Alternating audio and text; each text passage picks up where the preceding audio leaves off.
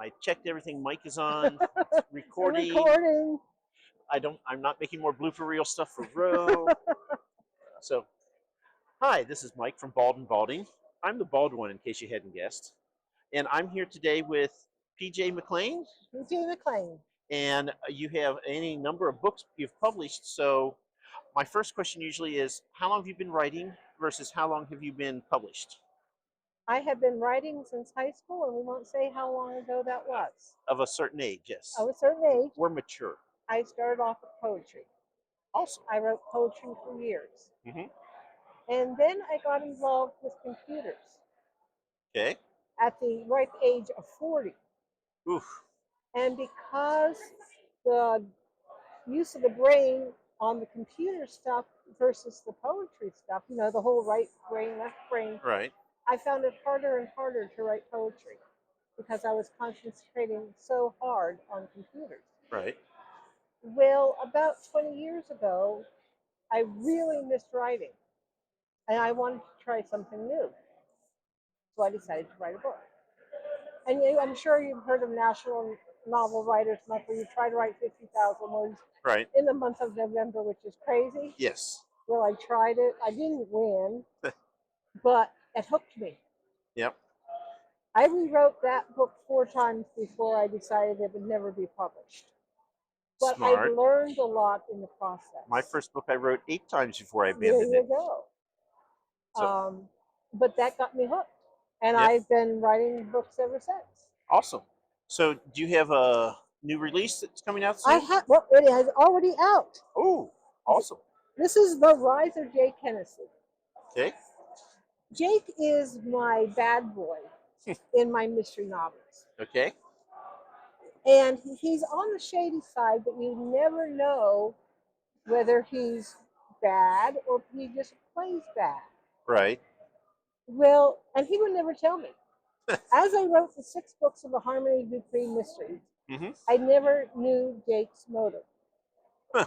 He appeared in all of them, or was talked about in all of them, but I never understood him. Interesting. In the middle of writing the 6 books, I tried to write a short story about him. It didn't work. He would not talk to me.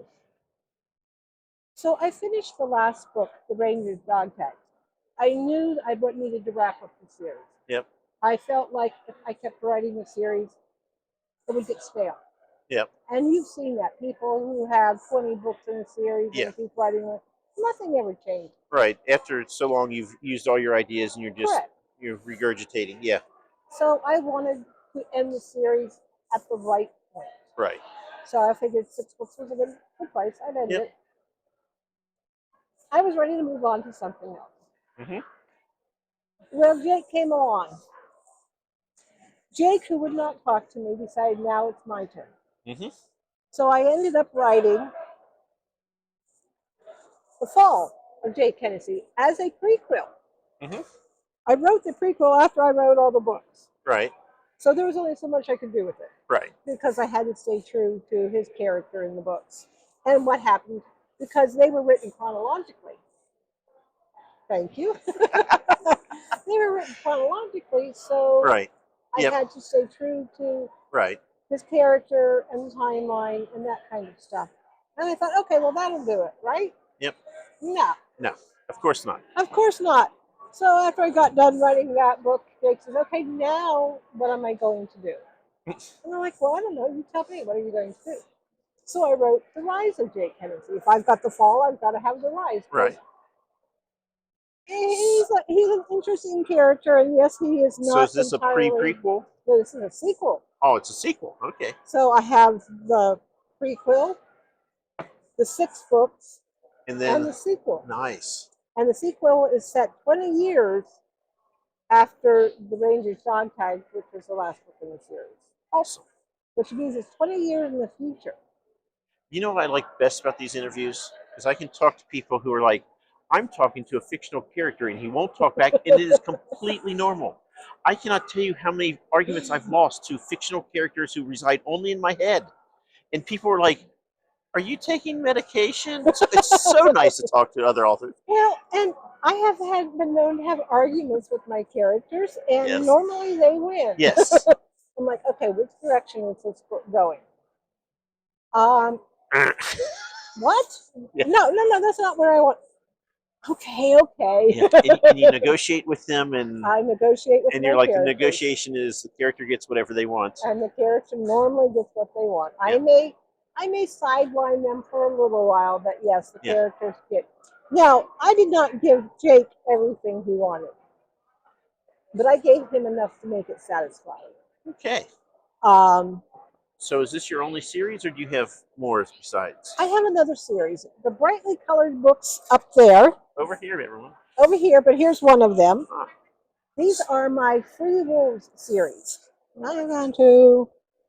Okay, well, that's enough. You can see what the covers look like.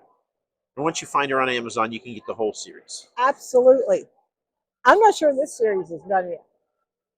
But Harmony and the Mysteries interrupted this series. Right. But this, I wanted to explore how a wolf shifter would actually live in today's society. Awesome. Because everybody writes shifter books. Right. And I don't actually call mine paranormal. Because they're not paranormal romance. Right. Which everybody thinks of when we say paranormal. Because I don't write sex scenes. I've never felt the need to write a sex scene. I can tell the story without that. And frankly, I've read enough books that I get to a sex scene and I kind of skip by it because been there, done that. Yeah. You know, and so as a reader, I'm not reading them. Why would I write them? Right. But I try to explore how wolf shifters, and they're shifters.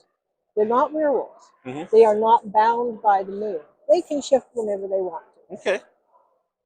And it turns out that being a computer program is a darn good field for a wolf shifter to get into. Because wolf shifters, you know, programmers sit in a dark room working on a computer and never interact with anybody much, except other computer people. And they're a very isolated society. Yep. So what a better way to keep a pet than to own a computer business? Yep. So my wolf shifters are computer people. Awesome. That's awesome. So we're here at the Three Rivers Comic-Con in Pittsburgh. What other shows are you doing this year? I'm going to be doing one up in what is it? I'm doing a show in July at it's not McKees Rock, Newcastle, at the old hospital up there. Okay. And this will probably be out after that. Are you doing anything in August? This will probably come out probably July. Okay, August I will be at the Pleasantville Community Festival up near Titusville, Oil City, that region. Okay. There's the community where I live is called Pleasantville. And they do a festival for 3 days in August every year. Awesome. So this will be my first, I just moved here, so this will be my first chance to do that one. Awesome. Then I plan, if the Oil City Library gets there, they're going to try to have another book sale. Then I'll do the Apple Fest in Franklin in October. Okay. November is still up in the air. Okay. I'm slated for Estes Park, Colorado, but I'm not sure I can make it. But I have an alternative. That'll be a drive. Well, cool. So I hope sales are great for you today. I hope so too. And thank you very much for the interview.